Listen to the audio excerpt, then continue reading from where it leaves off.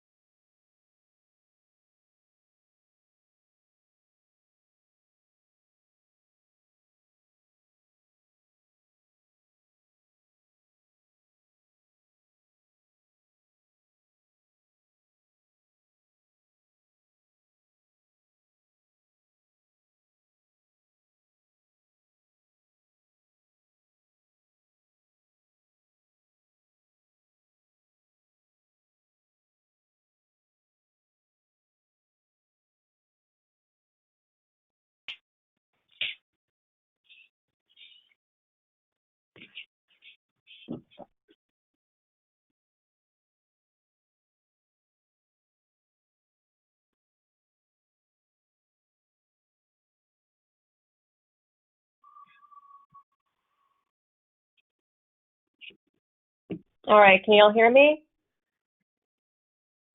Awesome, perfect. So glad that is working. For those of you who are just joining us, we had some technical difficulties, but we are all good to go now and ready to start this awesome event. Cool. So thank you so much for your patience, and welcome to BostInno's Leaders of Tomorrow virtual State of Innovation event. Today, we are going to hear from 5 remarkable students who are part of the inaugural Boston cohort of the Knowledge Society. Everybody get a little wave. Awesome. The Knowledge Society is a 10-month global accelerator that provides Olympic-level training for teams who want to be future innovators and CEOs. As a reminder, if you have any questions for the students or BostInno throughout the event, you can submit them through the question box in the control panel at GoToWebinar. Before we kick off this event, I want to share a little bit more about BostInno and what we do. So my name is Rowan Walrath, and I'm the editor of BostInno. We are a news and events platform dedicated to covering startups and innovation across Massachusetts. BostInno is part of American Inno, which is a network of 14 markets and growing that work to catalyze innovation nationwide. So at BostInno, we do that in a couple of ways. The first and foremost is through The Beat, your source for local innovation. It's a newsletter that I curate and write that goes out every weekday afternoon. And you should consider it your one-stop shop for everything happening in the greater Boston startup scene. You can sign up for The Beat by going to BostInno.com, where you can also read our original coverage of newly launched startups, fundraising, issues in the ecosystem, and more. And we also try to catalyze innovation through events like this one. One more thing before we get started. As many of you probably already know, BostInno recently integrated with the Boston Business Journal. We're still the same Inno you know and love, but we're going to be able to activate that partnership with our sister publication to bring innovators all the things they need with just a little bit more of a robust newsroom and events platform. All right. So I'm super excited to kick off this event by bringing on Michael Raspuzi. Hi, Michael. Hi, Rowan. Thanks so much for having us. Thank you so much for joining.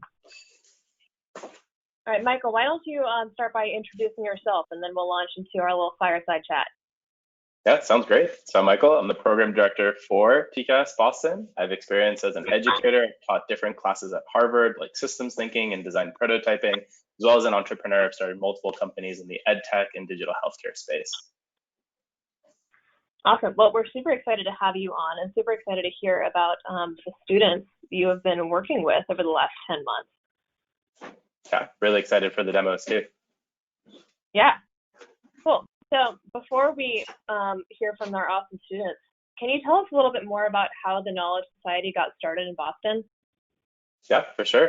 So last year I met the two co-founders who are brothers, Naveed and Nadeem. We shared a passion for innovation and impact and really aligned on the mission. And so while there are places that are helping create unicorn companies, which are companies that are up to hit $1 billion in revenue, there's not a lot of places that are looking at how to train unicorn people.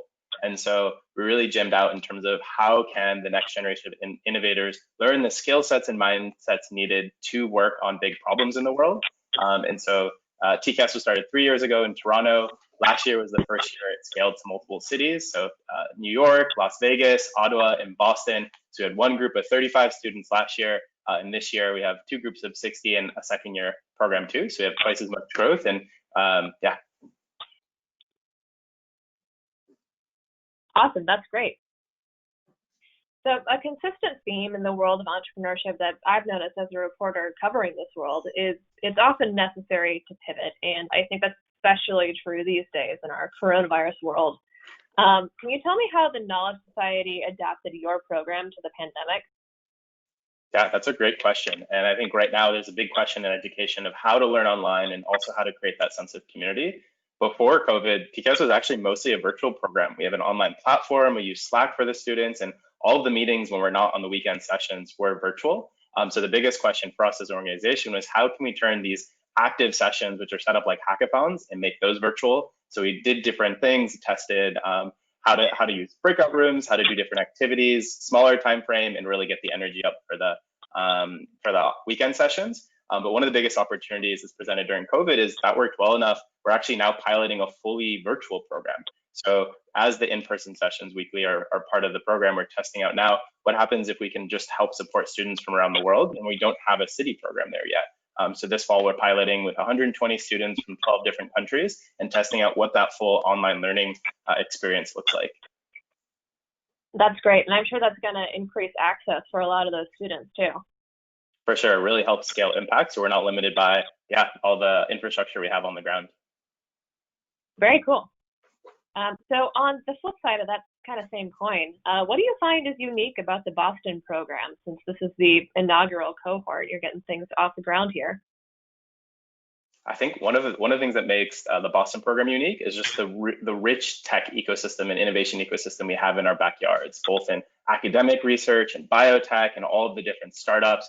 And so because TCAS is all project-based learning, we really encourage all the students to find their own mentors and get advisors for projects for what they're working on. And in Boston, we have a little bit of everything.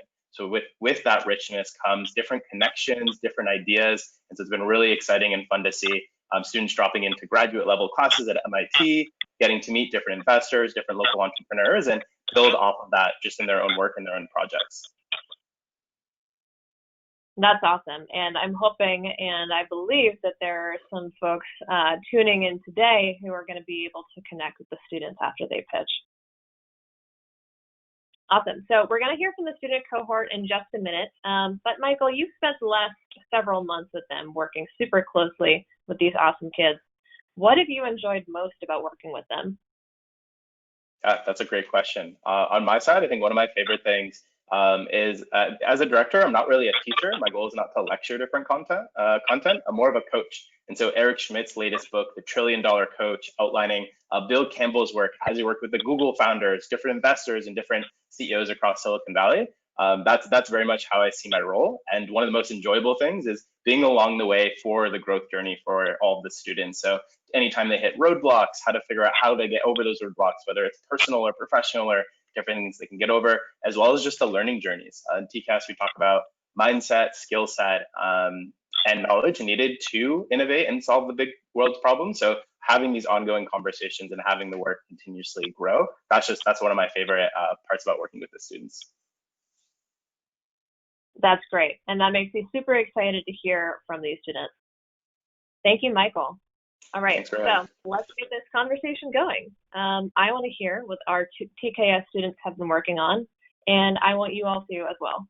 So let's go ahead and introduce our first student, Alice Liu. Now, Alice is a 16-year-old innovator. She is passionate about the intersection of quantum computing and machine learning, and specifically, she is interested in its applications in the healthcare and financial industries.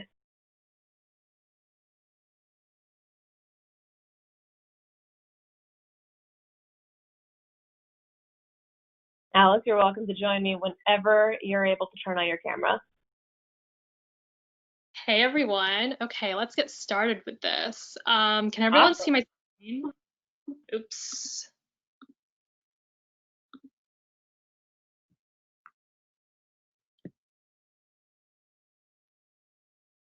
Okay, so hi, my name is Alice. I'm a 16-year-old quantum computing researcher and machine learning developer, and I'm specifically looking into quantum machine learning applications within the healthcare, financial, and cybersecurity industries. So first, looking at a high level, the computational power and capability of our computers increases as years goes on. So also known as Moore's Law, as our computers get more and more efficient, this enables for increased progress in a lot of fields.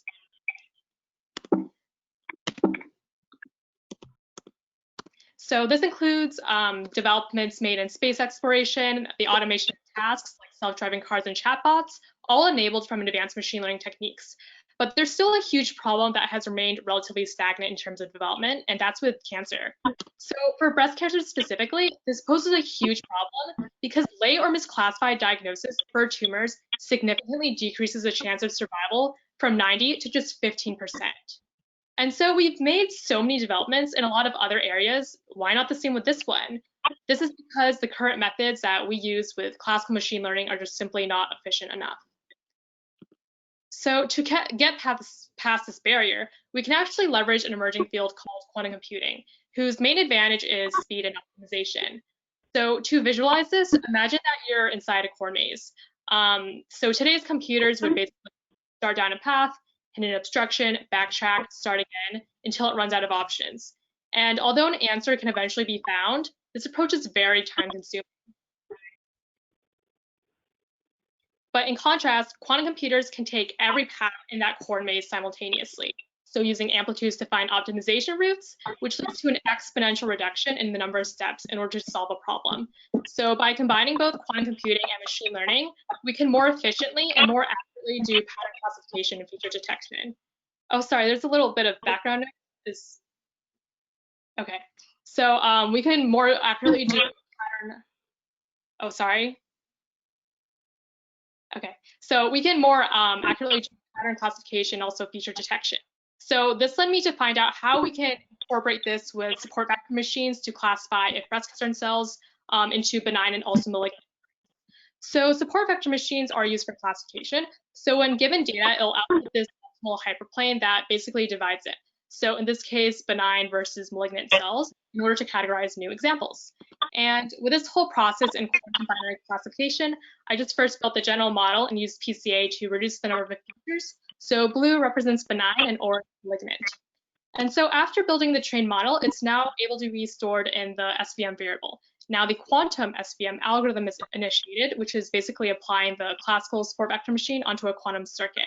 And so with the quantum algorithm, we can now predict some data points and the success ratio in classifying these cells, which in this case is around 75%. But as we're getting closer to achieving the appropriate quantum hardware, this will open to so many new applications, including mapping out the atoms for the creation of new materials, finding more about our genetic makeup, and also doing more enhanced pattern recognition and classification. So thanks so much for listening to my pitch. And if you're part of the healthcare or cybersecurity industry, I'd love to chat about other ways we can apply this emerging field to there. So please feel free to reach out to me. Thank you. Great. Thank you so much for joining us, Alice. What a great pitch.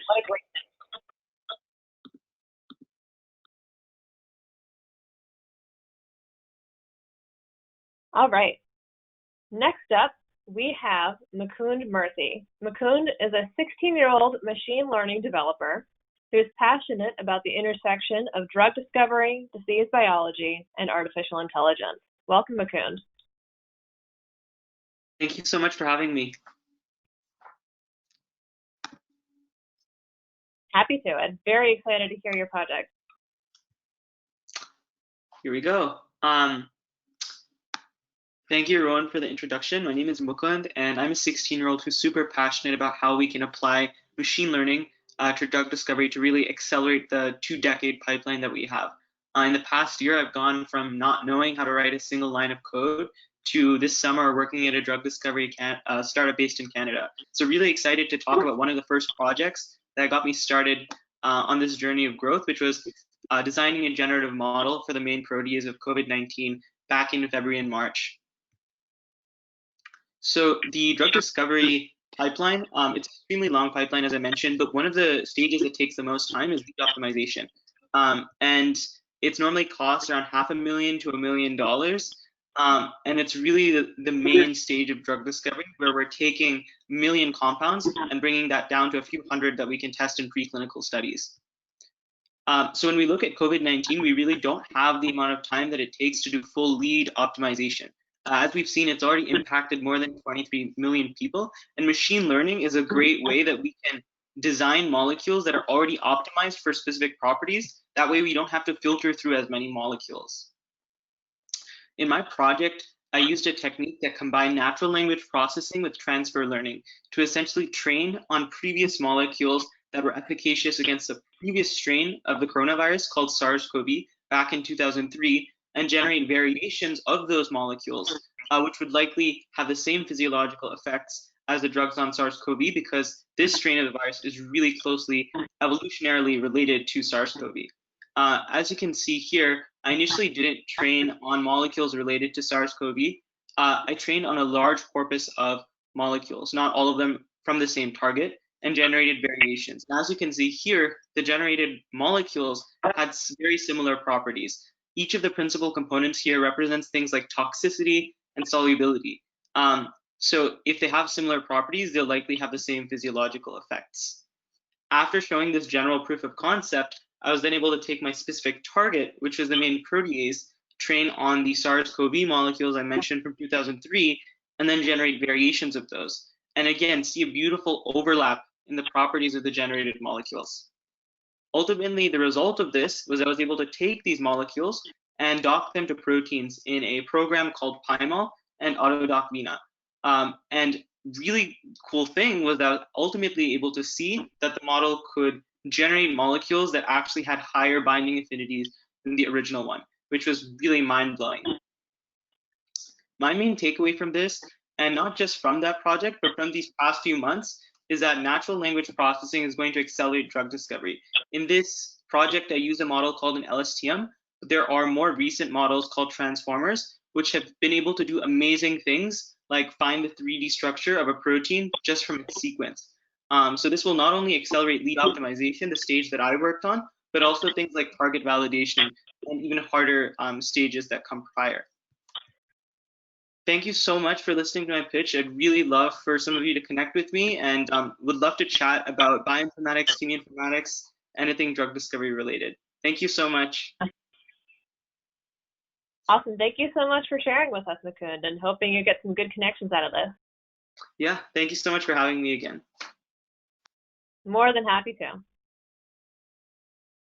All right, now before we move on to our next pitch, I just want to remind everyone in the audience, if you have questions for any of our students, or for myself, or for Michael, you can use the question box in your GoToWebinar control panel to submit those at any time throughout our chat. All right, now next up, we have Apurva Joshi. Apurva is a 17-year-old innovator who's passionate about stem cell tech and genetic engineering. I am super excited to hear about her project. Apurva, why don't you join us?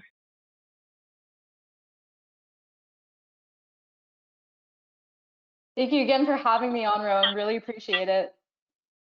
Of course, welcome. Okay.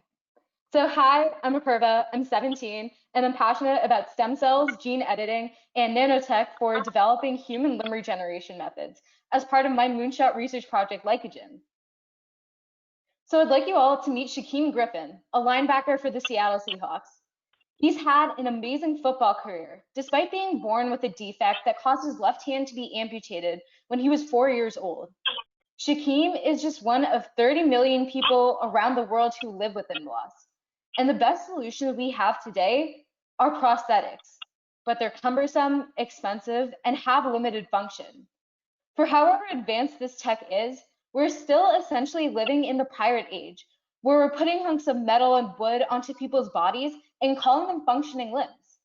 There has to be a better solution, and we can look directly to nature for inspiration. Axolotls are a type of salamander that can regrow new limbs in place of lost old ones in just under 2 months. So if these salamanders can do this, why shouldn't we be able to?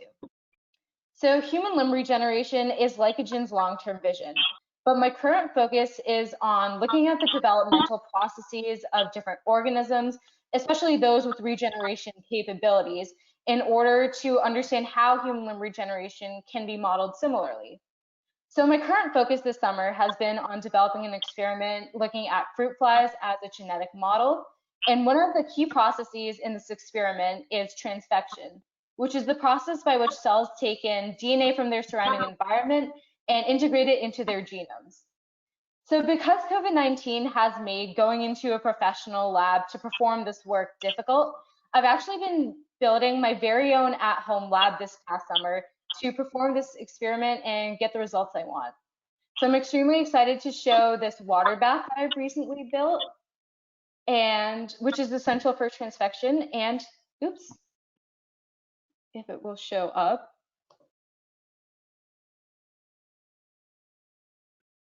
All right, there we go. So again, this water bath is essential for the process of transfection in my first experiment as a whole. So in addition to this water bath that you see here, I'm also currently gathering materials for a sterilization hood, which will be my primary physical workspace, and raising funding for purchasing other equipment, such as a PCR, centrifuge, pipettes, etc. And as I continue to build out my lab and make headway with my first experiment, the results of which I hope to have by the end of October, I'm looking to connect with biotech entrepreneurs for advice on different ways I can continue to raise funding, as well as advice on how to take these results from my lab and scale them up for next steps. So thank you again for listening to me speak about my work with Glycogen. And if any of this interests you, please do not hesitate to reach out. And thank you again. Thank you so much, Apurva. I love hearing about that. All right, awesome. Now I want to introduce you to our next student innovator, a guy named Kevin Wang. He is a 15-year-old intentionally curious about artificial general intelligence, or AGI, and all things related to the brain, the mind, and computational systems. Kevin, welcome. Hey everyone, I'm super excited to be here. Let me get this set up. All right, hey everyone, I'm Kevin, I'm 15, and I'm really interested in artificial general intelligence, or AGI. And Topi's vision is to use causal modeling to create a world where 100% of preventable chronic diseases are prevented. Every day, on average, we make about 35,000 decisions, and our health and our lives, and ultimately our success, are the sum aggregate results of those decisions and the habits that come with them. But the thing about habits is that you don't really get the benefit or the detriment of that habit until far down the line. And this graph here shows that phenomenon. It's really easy to make good short-term decisions, like eating some ice cream, but it's also really easy for those short-term decisions to turn into bad long-term habits with horrible effects. And we all fall prey to this. In fact, every year, more than 1.7 million Americans die because of these poor choices and the preventable chronic diseases that come with them. What's clear is that we are making ourselves sick with our lifestyles and our choices. But what's not clear is how exactly does this process occur? Preventable chronic diseases can essentially be broken down into these three causal factors: genetic risk, epigenetic risk, which is just the effect that your environment and your lifestyle has on your genes, and of course your lifestyle. If we can begin to understand the causal relationships between the factors, we can begin to open up the black box for health and gain a causal understanding of preventable chronic disease. With this causal understanding, we can identify specific risk factors in patients and work to remove them. We can generate personalized health plans for people, essentially a step-by-step of what they should and shouldn't do in order to remain healthy, and we help them make healthier long-term decisions. So this causal understanding essentially means that we understand the function that map between factors. And it's completely different from something like standard linear regression. In linear regression, relationships between variables are already assumed. We're assuming that the independent variables are correlated somehow. But in causal modeling, none of those assumptions are held. The first step is to establish those relationships, and then the next step is to quantify. And so this graph here is a causal model that shows the causal relationships between different lifestyle factors and hypertension. I created a proof of concept that gains a causal understanding of hypertension based on your lifestyle. And I then created a simple web app where you can answer some questions about your health, and then it will calculate your average blood pressure and your risk for hypertension. And the main value proposition here is that you can make some changes to your health. For example, you could say that you wanted to eat just a little less salt, or you wanted to exercise a little more. And you can see how those changes in your lifestyle, how those interventions will actually affect your health and possibly make you healthier and decrease your risk for hypertension. And so this could be potentially helpful to guide patients as they make choices about their health. But obviously the goal here is for me not to have to say potentially helpful. I want Toby to be really helpful. And in order to do that, we're going to need data and powerful causal modeling algorithms. So if you are connected to these topics, feel free to connect with me. And thank you for listening to my pitch. Cool. Thank you so much for sharing, Kevin.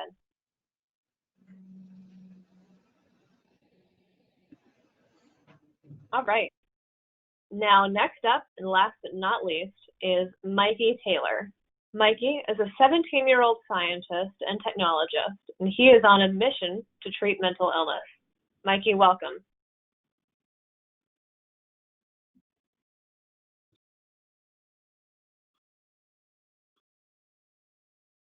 Hi, Rowan. Thanks so much for having me. So excited to get started.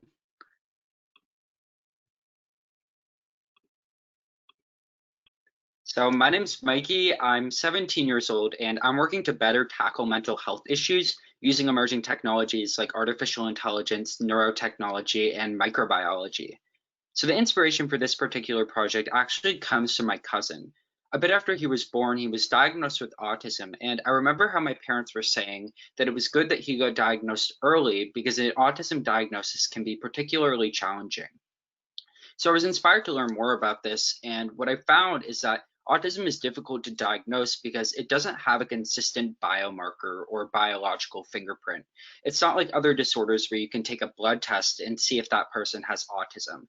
And this makes it especially difficult to diagnose in its early stages. And this needs to be improved because the earlier autism is diagnosed, the better the outcomes of the treatment will be, because the younger you are, the easily your brain can be changed.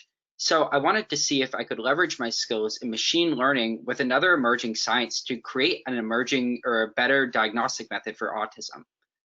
And one field that holds a lot of promise for autism research is the gut microbiota. The gut microbiota is the collection of all of the microbes that live in our gut. And what we found is that this gut microbiota composition is actually different in people with autism versus people without autism.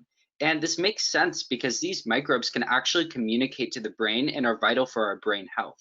So I wanted to see if I could use my skills in machine learning to create a more accurate diagnostic assessment using this gut microbiota data.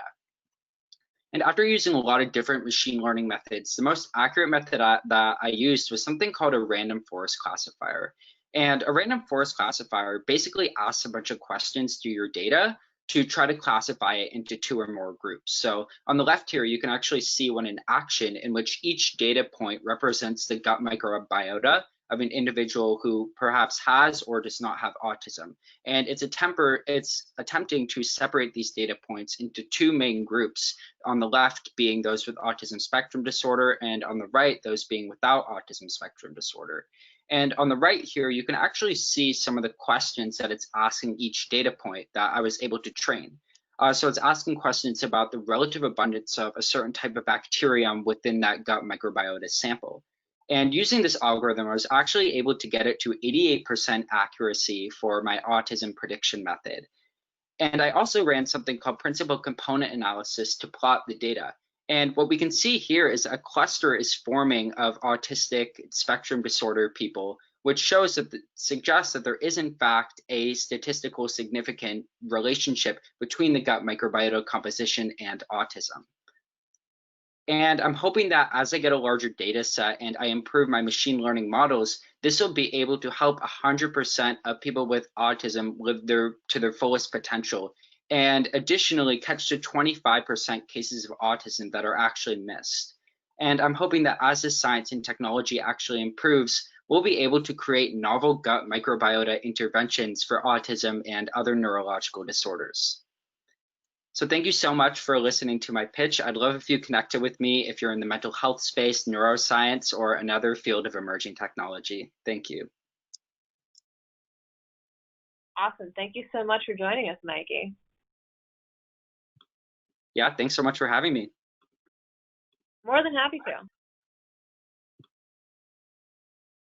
All right, now that we've heard from all of our awesome student pitchers on what they've been working on, I want to invite everybody back, and we will get into some audience Q&A and have sort of a fireside chat with all these students. If you can all turn your cameras back on, we'll delve into some questions.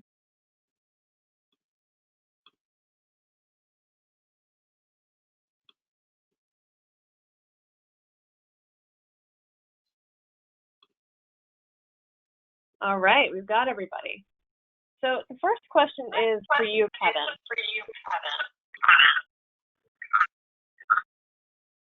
If at all, how do you foresee AGI being incorporated into TOPI's technology? Yeah, so TOPI's solving one big problem, but it can actually be broken out into 2 sub-problems. First is actually understanding the diseases, and then second is actually implementing those changes in someone's life. And arguably the second one could be harder because it's hard to get people to make decisions, and it's hard to get people to make healthy decisions about their life. So in the future, like let's say TOPI has a complete causal understanding of these preventable chronic diseases, then the goal is to use AGI to create some sort of AI assistant that's able to keep patients and keep people on track with their health. So basically a sort of low tech or high tech, but like low cost way of getting people to stay in track with themselves and health, and ultimately help them become the healthiest person that they can be. Cool. Not to put you on the spot, Kevin, but we actually have another audience question for you.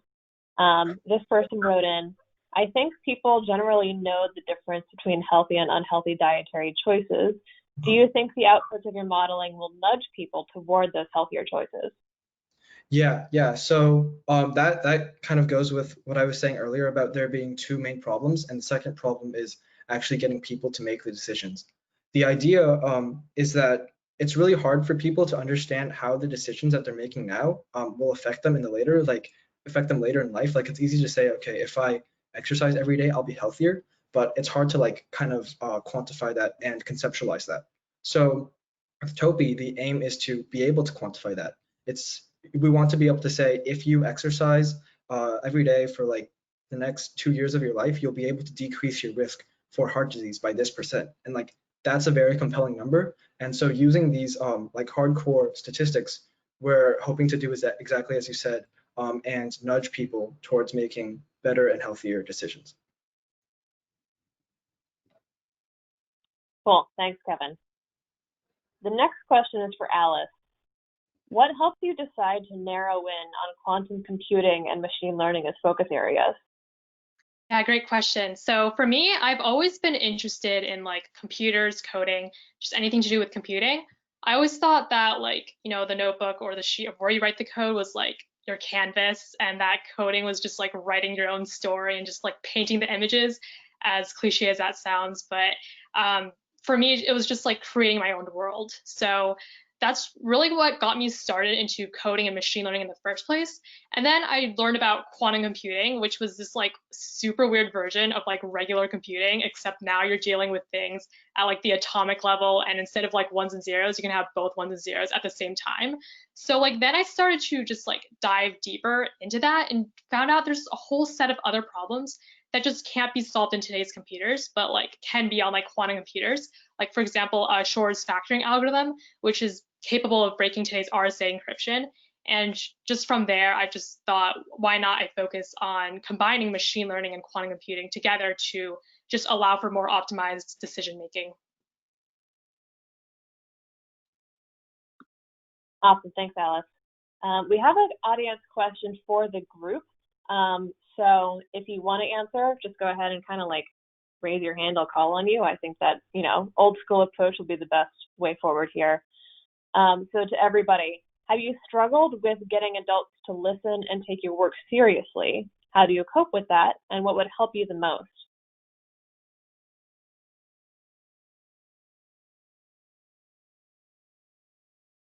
All right, Mukundh. Yeah, so like normally when we send out these cold emails and reach outs, and we try to get help, whether in terms of funding or in terms of advice on a research project, there's two main classes of responses. The first class is like they are entirely, you know, they might be like PIs who are really busy and are unable to offer advice, or they think we lack credibility. So that's one aspect of it. And then the other side is sometimes people just because of our age, they over exaggerate like what we're doing, or they think what we're doing is like the best that's out there. So I think something in between is normally the best for a mentor. Laura Deming had a really good article on this. Like, you don't want to have someone who uses your age as a factor much. Almost, I would say the best people who can give advice, or the best mentors, are the ones who don't really factor age, but factor more ambition, hustle, and the quality of what you're doing as well into things. That's a great answer. Mikey, you have something to add on to that? Yeah, for sure. So something we work a lot on in the Knowledge Society is also mindsets. And one of the best mindsets that I've learned to actually cope with this problem is something called boss mentality. And boss mentality means showing up as yourself and really owning your work. And I found that this mindset, when I'm showing up as a boss, people take me more seriously, and it has increased my confidence and increased the amount of people and adults who actually do take me seriously.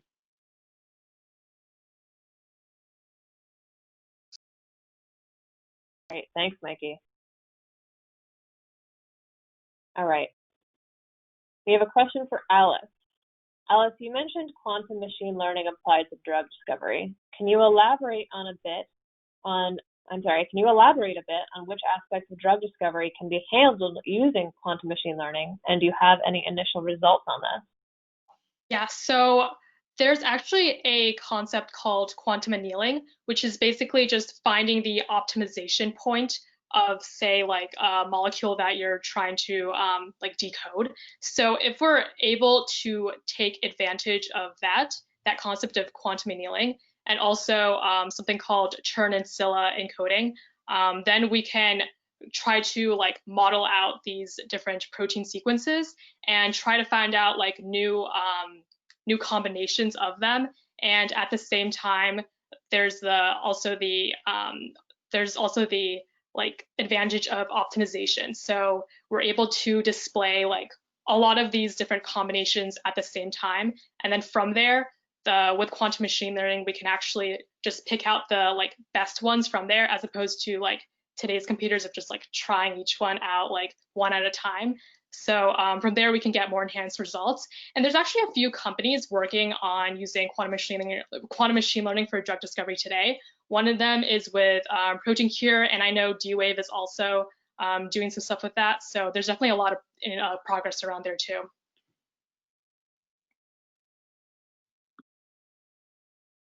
Awesome. Thanks, Alice. We have another question for the group, so we'll go ahead and do the raising hand approach again. How were you able to pick up your skills so quickly in the past year?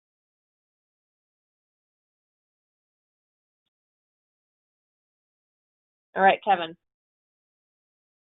I think just curiosity is a huge factor in this, and basically just how interested you are in learning.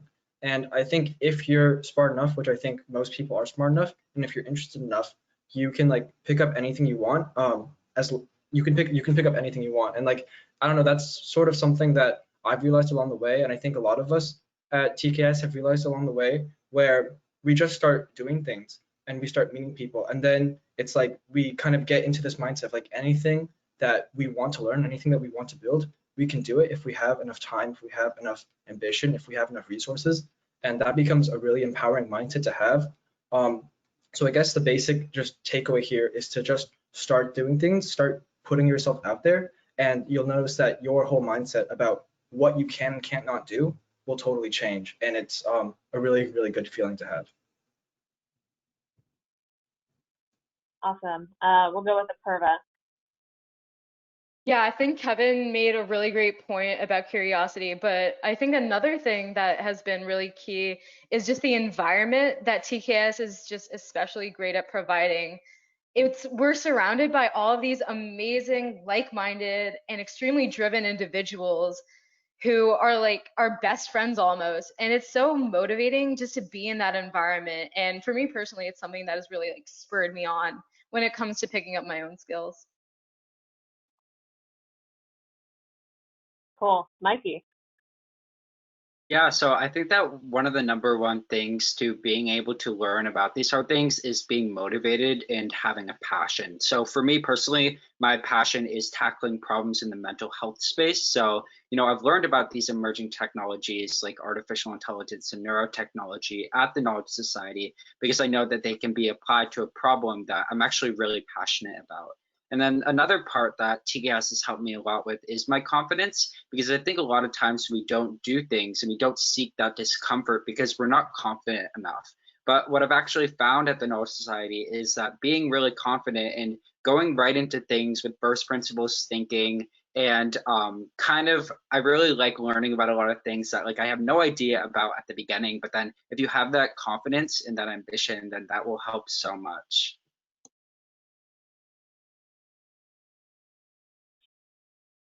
Awesome. Alice. Yeah, so Apurva, Mikey, and Kevin made some really great points, especially about ambition and just, being motivated. But I think for me, what really helped me, grow so much was a lot of I don't know how to phrase it. It's not really discipline, but it's like more of keeping yourself accountable. So there's like time boxing, prioritization, and also just, just getting a friend and giving them like daily updates on the progress that you've made. So I found those methods to be super helpful. So I usually do like deep dives into one kind of topic for a few weeks. So for example, a few weeks ago, I did a deep dive into material science and informatics. So I would just basically time box and also set my goals for each day. Like, okay, today I will read these set of papers. Tomorrow I'll like draft an article about it, and then so on. So I find those tactics like really helpful.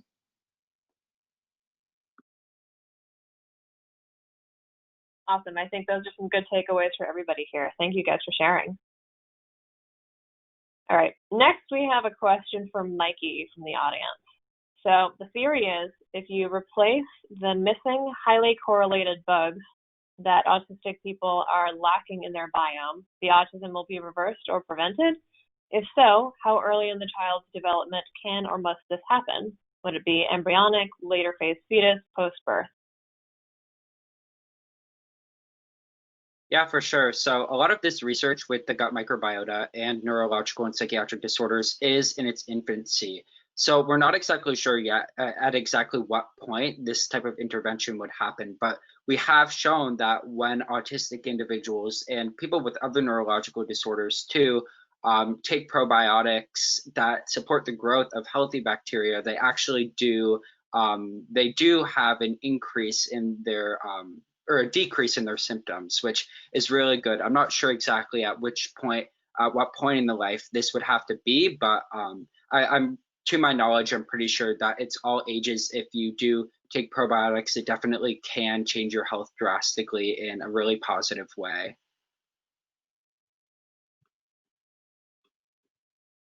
Great, thanks. Next, we have a question for Apurva. What is your take on independent biohackers and the biohacking movement for both physical and genetic biohacks? Personally, I am all for it as long as it's done in a safe manner. I'm sure some of you are familiar with how Odin got its start and like some of the controversies surrounding that. And while I do think those kinds of things can be helpful, not only just for one's understanding of this biology, but also in an effort to make more biological research accessible, which is actually one of the reasons that I started my own lab, is to make this sort of research more accessible. So I think balancing your goals as they will influence this community in a positive manner, while also making sure that it's done in a safe and regulated manner, I think is the right kind of balance to strike when it comes to this sort of thing. 100%. All right, we have another question for the group. It does seem like we lost Alice, so unfortunately I don't think we'll be able to get her insights on this one, but we'll go ahead and go with the raising hands again. And I'm sure y'all get this question all the time, but what colleges are you considering applying to in order to continue your education and research in these fields you're so passionate about?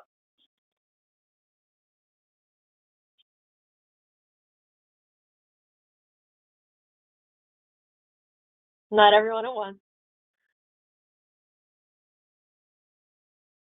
Mukundh.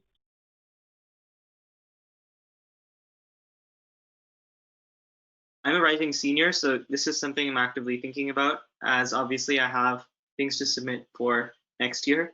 I found that like if I had not done TKS and if I had not gone through all these things, building projects, talking to scientists, running my own research projects, like hustling my own internships, I would have found this process of college admissions probably much easier to choose, because doing TKS showed me what I don't know.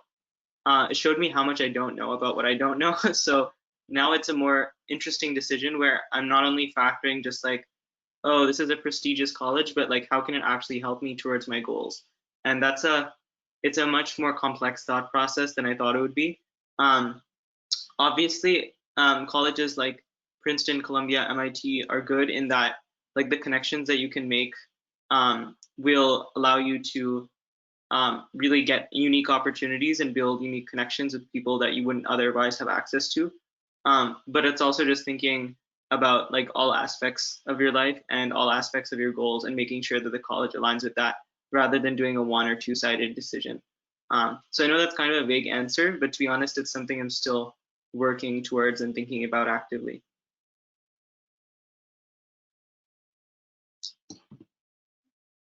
Great. Mikey? Yeah, and just to add on to what Mukundh was saying, I think that especially here, like living in the Boston area, it's like constantly ingrained in our mind, like Harvard, MIT, like these schools, this is what you can go to. But you know, through TKS, it really made me realize how many different schools there are, like all over the world, that could be more beneficial to you than, you know, just for the name like Harvard or MIT. So like for me personally, I'm interested in neuroscience, and I know that there are, you know, Harvard, MIT, great neuroscience programs, but there are also a lot of really good neuroscience programs, you know, in California, like UC Davis, UCLA, in a lot of the UC schools. So I'm definitely, I'm a rising junior, so I haven't thought about it probably as much as Mukundh, but it's definitely, there are so many choices, and it can be overwhelming, but I'm starting to get a better idea of where I want to go.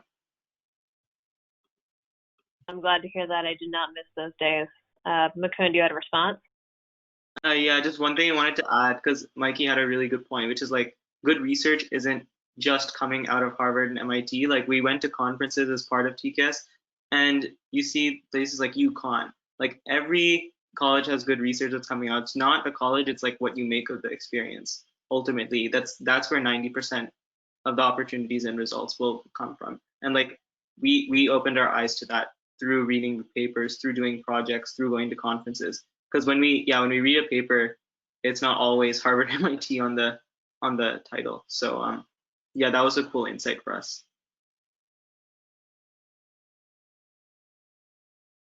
100%.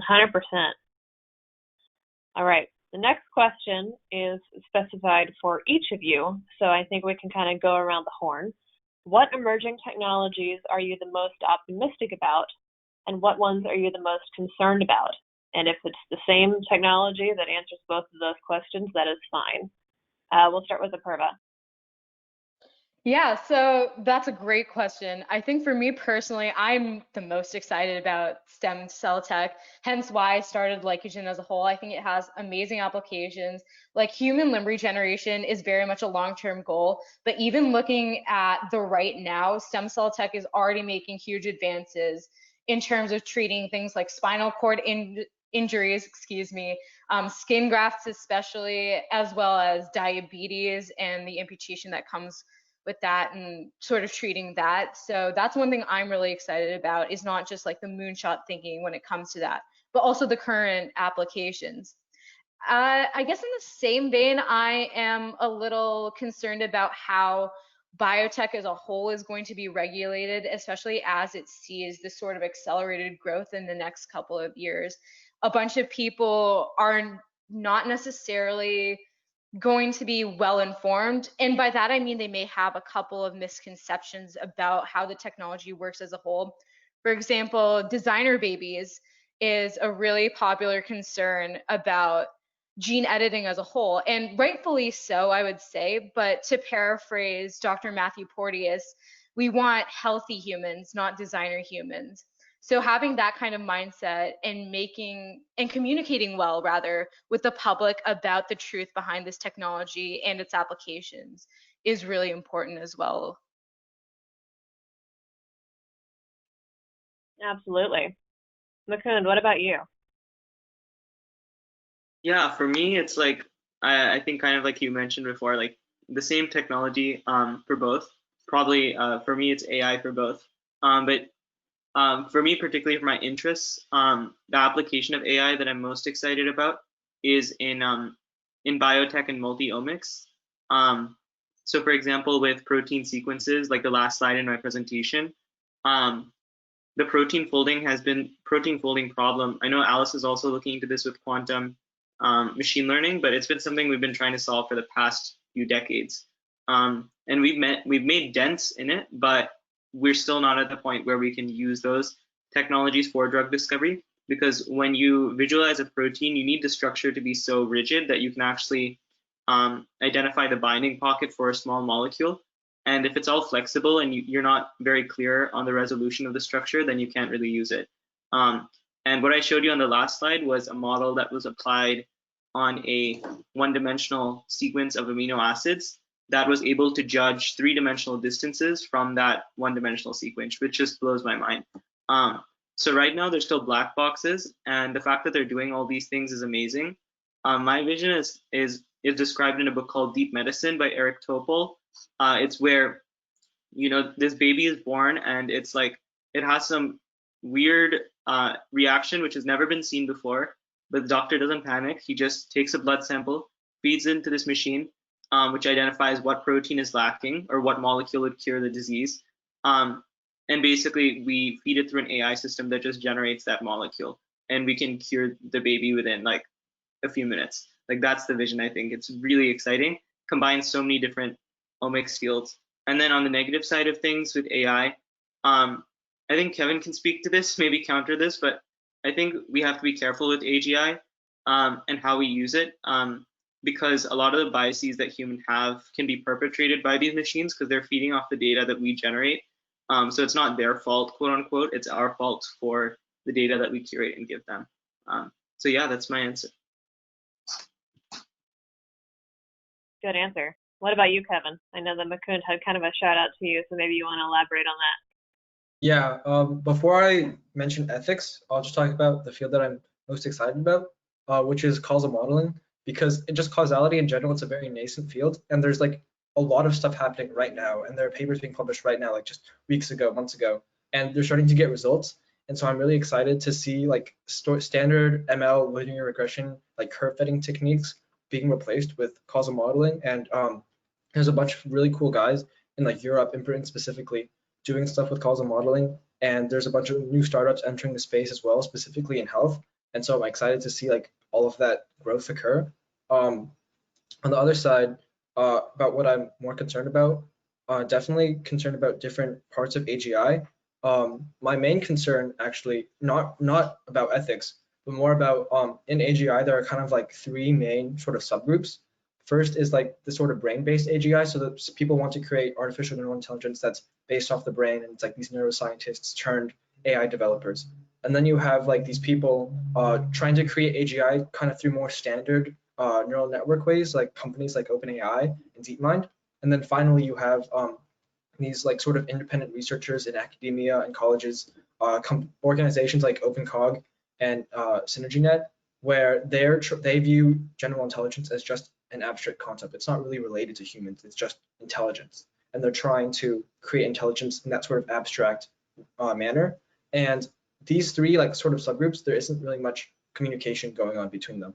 And I think if we're actually going to create something that can think, we have to start thinking about things a lot more holistically. And I mean, obviously, I'm kind of over exaggerating a bit. Like people are thinking about different things, but I don't think there's like intentional collaboration between different disciplines, which is something I'm concerned about. And with ethics too, I'm not as concerned about ethics for AGI specifically right now, because I think we have to like make it first.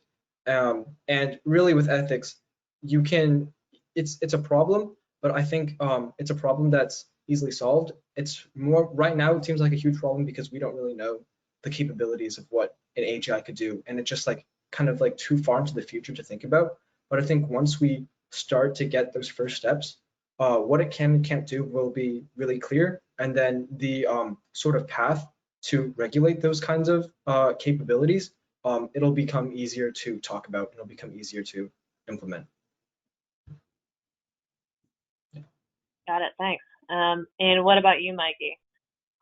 Yeah, so for me, the same technology answers both of the questions, and that is neurotechnology. So you may have heard of things like brain-computer interfaces, which involve combining our brains, human intelligence, with artificial intelligence and computers.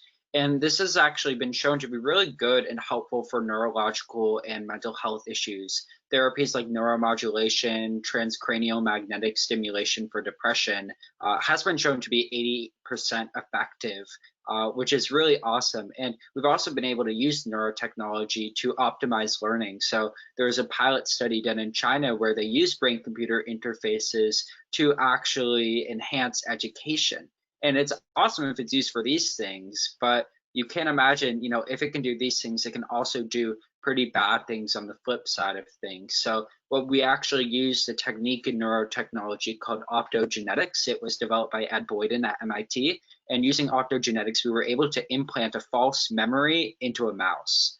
So just think about that. If we're able to implant a false memory into a mouse, think about the really bad things that we could do on humans, implanting false memories and driving people crazy. That's definitely a really big concern. And with neurotechnology, we've also been able to have mice communicate telepathically. So there was one study where there was a mouse in North Carolina, and there was another mouse in Brazil. And they taught one of these mice how to do a maze. And it took this mouse a couple of weeks to completely use the maze and learn how to do it. But they were actually able to connect the two mouse brains to computers so that the memories from that mouse who did learn how to do the maze were transferred to the mouse who didn't know how to do the maze. And that mouse was able to do the maze really quickly. So like telepathic communication, that's also another really big thing to consider with neurotechnology. But then again, there are also really good applications, like there are brain controlled limbs for amputees that have been possible, but it can definitely be scary to think about it in those bad ways. But I think that as we go forward with this technology and as this technology advances, we need to be sure to be considering these ethics every single step along the way to ensure that it's used not in a malicious manner. Awesome. I love that question. Thank you so much, Nicholas, for sending it in. I think it could very easily form the basis for a whole other panel, and we could just talk all afternoon. But we are coming up on time and coming up against the end of the workday for some folks. So I think I'm going to end on that note and thank everybody for joining us today. Apurva, Mukundh, Kevin, Mikey, Alice, so excited to hear your pitches. For anyone in the audience who did not get a chance to see all of the pitches, we will have an event recap available on BostInno.com likely tomorrow. So you'll be able to go over all those again. They'll be on the internet for eternity. That's how I'm told the internet works. So thank you again for everyone for coming, and super excited to see where y'all land. Thank you so much. Bye. Thank you, everyone. Thank you, everybody, for coming. Thank you, Ryan.